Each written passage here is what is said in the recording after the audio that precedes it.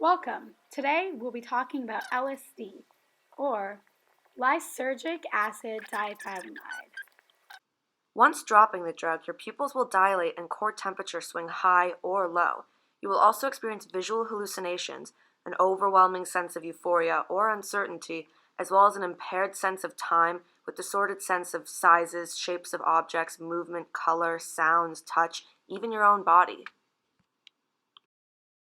LSD's most prominent effects occur in the prefrontal cortex, an area involved in mood, cognition, and perception, as well as other regions important in regulating arousal and physiological responses to stress and panic. LSD mimics neurotransmitter activity. Serotonin is a neurotransmitter that produces happy feelings.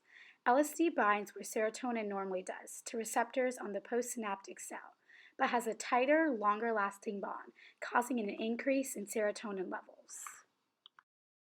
Since they're similar, LSD can open serotonin's lock, and this rapid increase in the neurotransmitter causes mood swings and altered perceptions, and if taken in a large enough dose, hallucinations or delusions.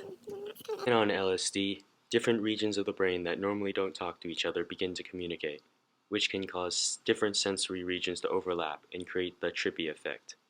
This is called synesthesia, a crossing over of the senses.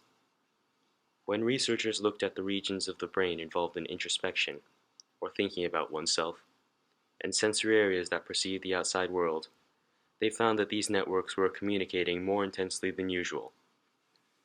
This cooperative way of thought has some experimenting with LSD microdosing in Silicon Valley. Those who participate claims that it makes them more creative and productive.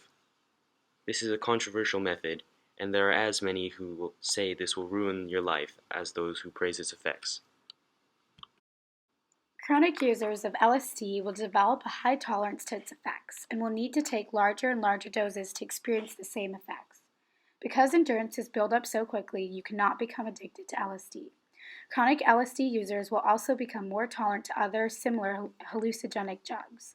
This increased tolerance only lasts a short time, and there are no physical withdrawal symptoms. Despite LSD's seemingly eye-opening effects, we do not recommend users take LSD. Any substance that alters a user's brain can become dangerous, and we recommend you proceed with caution. There is still little medical research on the practical use of LSD and not enough evidence speaking to its long-term effects to make it a socially acceptable recreational drug. Still, the scientific community's interest in the benefits and detriments of LSD are promising. There may be one day where it is as common as Adderall, but for now, it remains largely a mystery.